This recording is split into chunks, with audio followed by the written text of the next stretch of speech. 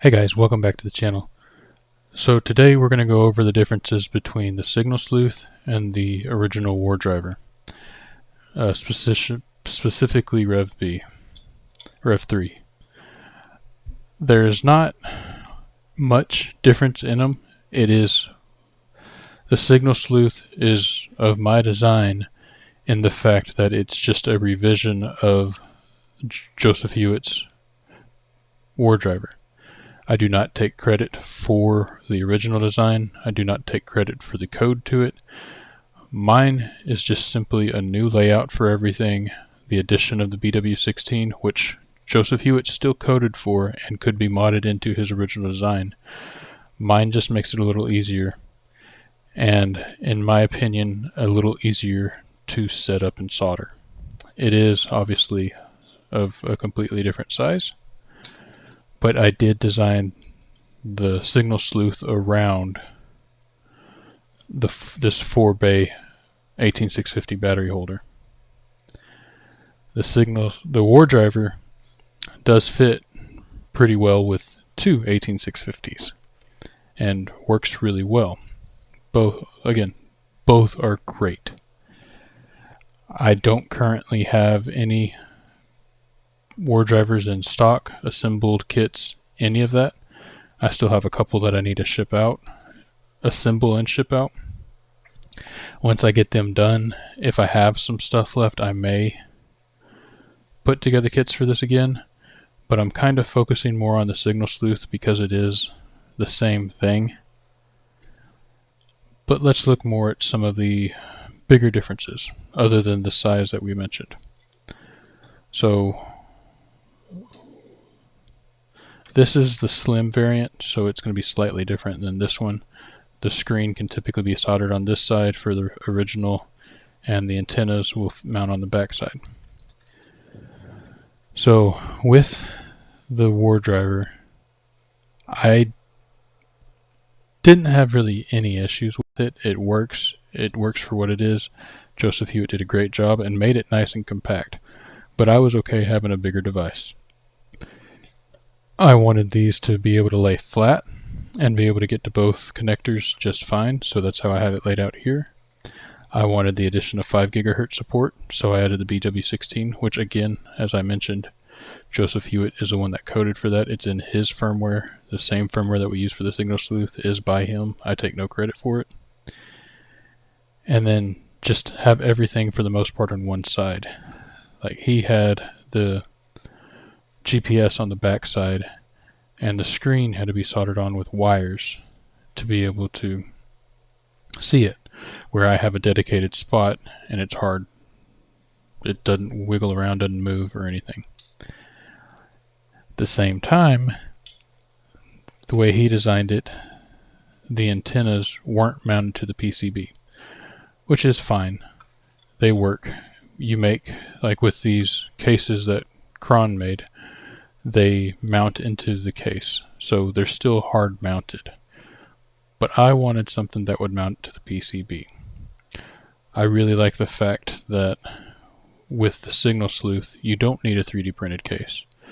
You can just put some standoffs in each corner and it'll hold everything together just fine. And it's kind of nice and bare.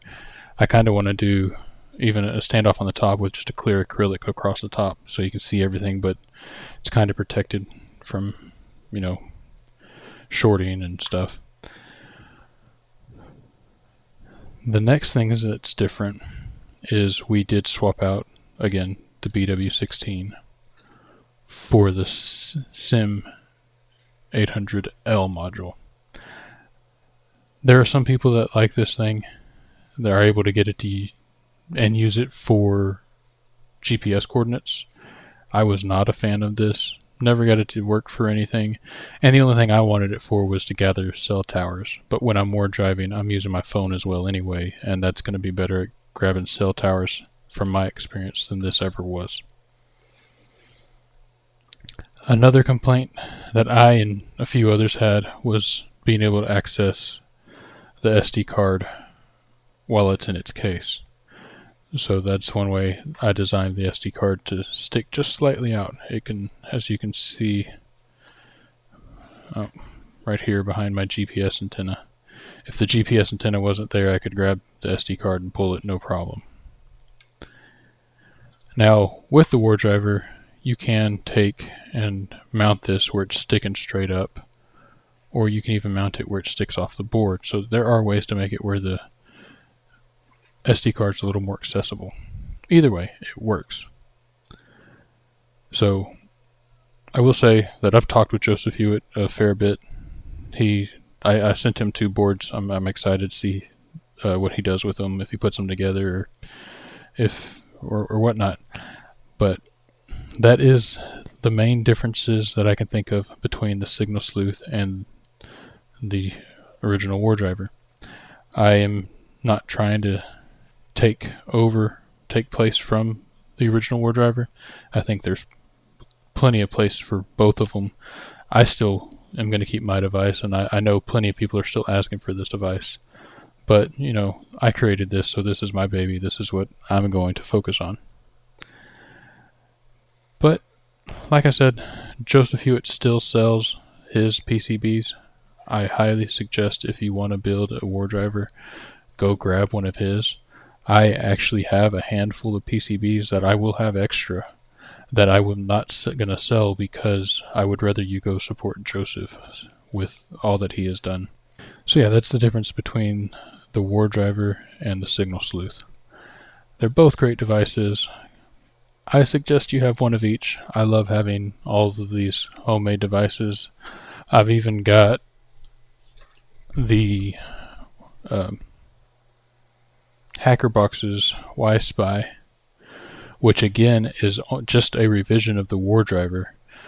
The guys at HackerBox just took and revised the Wardriver and laid out the board differently, and I can't remember if the SIM module's on it or not. I even have one of these PCBs that Mr. Bill made at DEF CON a year, 2, 3 years ago. Somebody sent me. I was very gracious of them. But I fully intend to put this one together as well. It's, again, just another revision of Joseph Hewitt's Wardriver. So there are multiple revisions out there. But Mr. Bill's doesn't have the SIM slot either. It's just got a GPS, microSD screen, and 2 ESP32s. But the way the ESP32s are is interesting. I believe there's going to be a USB port here and a USB port here. But the way he designed it, it's going to be even slightly smaller. Oh, it's the same size. So it's the same size, but everything's on one side.